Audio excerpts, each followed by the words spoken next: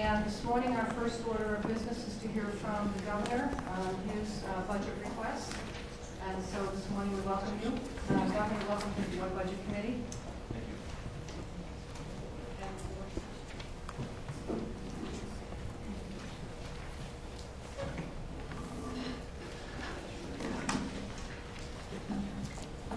Good morning, Madam Chair.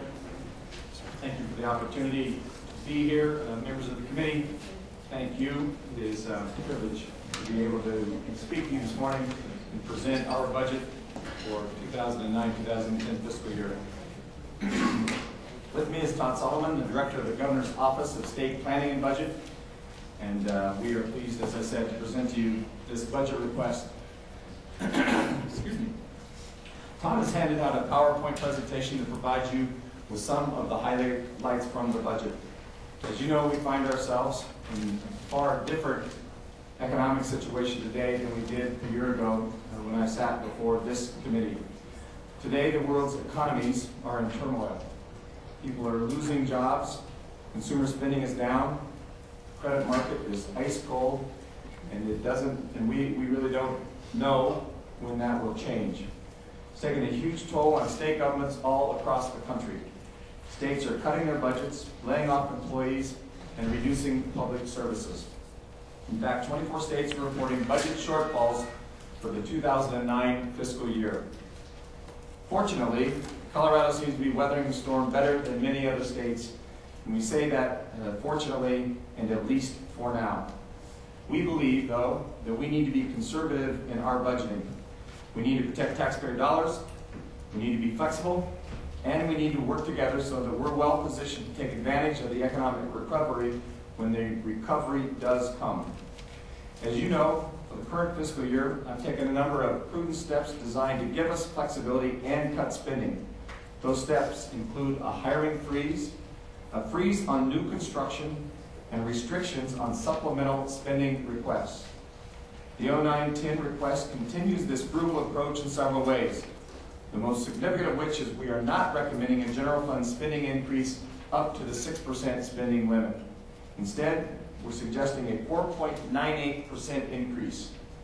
If revenues do come in at the 6% level, we would take those dollars, the amount of $77 million, and create the state's first rainy day reserve fund.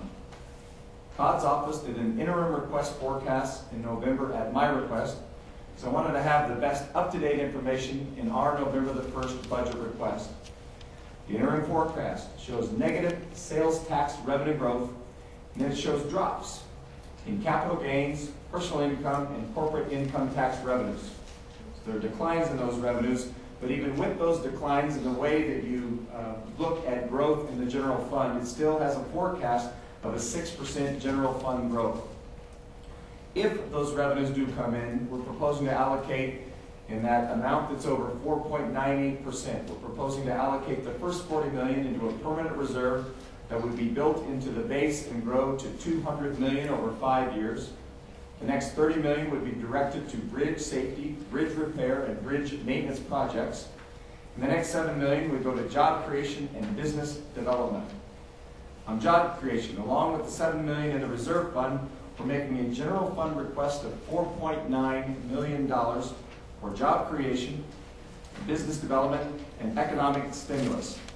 Over the past 2 years, we've created a very focused economic development strategy that really plays to Colorado's strengths: energy, biosciences, aerospace, technology, and tourism.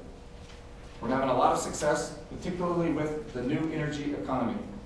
So our request is to invest a portion of the $4.9 million in clean energy economic development efforts through the Governor's Energy Office. We're also proposing to put a new twist on the Colorado's First program, letting community colleges work with the new energy economy companies to create job training programs in the colleges.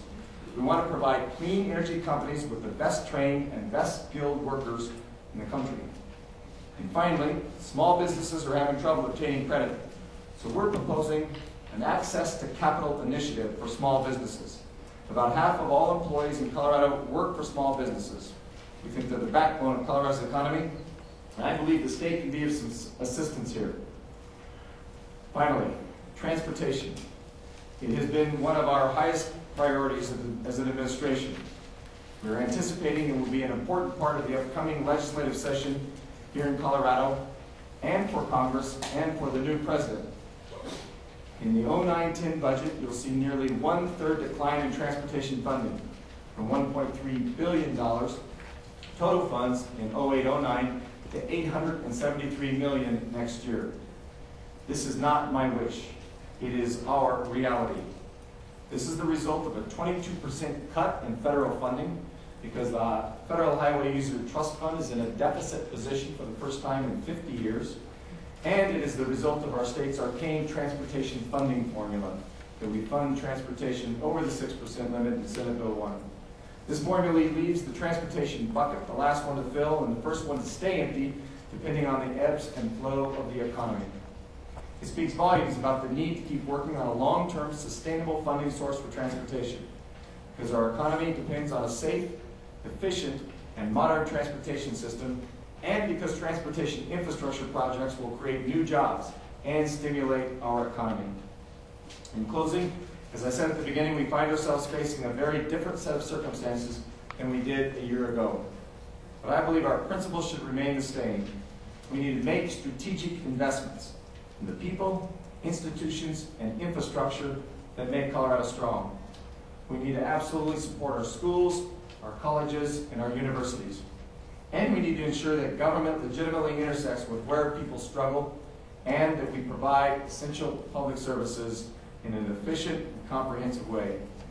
We should not lose sight of the progress we've made in the past 2 years, investing in higher education, creating the new energy economy, funding K-12 education, providing coverage to thousands more uninsured kids, and chipping away at the waiting list for the developmentally disabled.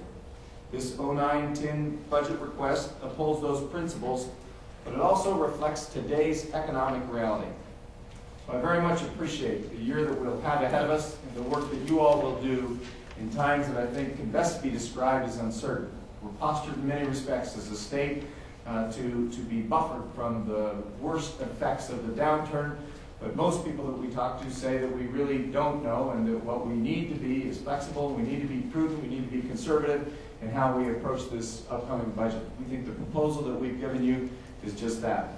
Todd Solomon is here with me, as I said, and can answer questions. I'll entertain questions. Todd can answer questions as well. Don Allman is also here if there are any questions about economic development and the kinds of initiatives we've undertaken to date that have been successful, but also some of the things we're asking you to fund in the 09-10 request. So with that, we open it to questions. Thank you, Governor. Questions? Senator White. Thank you, Madam Chair. No, it does sound fun. We'll get used to it. Governor, I know this is probably not a question for you, but maybe Todd, more likely Don. I'd like a little bit more fleshing out of the access to credit program that you're suggesting for, I think, $2.5 million.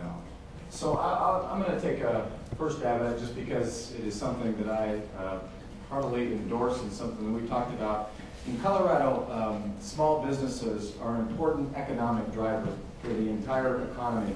And we know that in this state, about 50% of the people who are employed are actually employed by employers who employ fewer than 50 people. There's a long way to say it, but it just means that it's really an important part of our economy.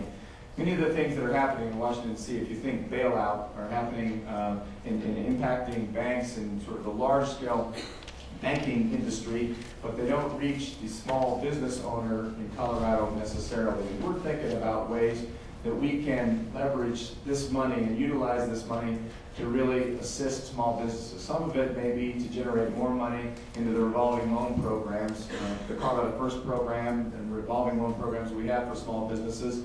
Some of it may as well just involve training for small businesses and things necessary for them to sort of get access to capital, get loan money at banks. I'm in constant conversation with people in the banking industry. We're having regular meetings with people who are in the private sector, but also people who are stock analysts and individuals who are investment bankers and just part of the normal banking industry, and talking about this issue about the frozen credit market and how it frees up and when it frees up, how we ensure that people who are owning small businesses,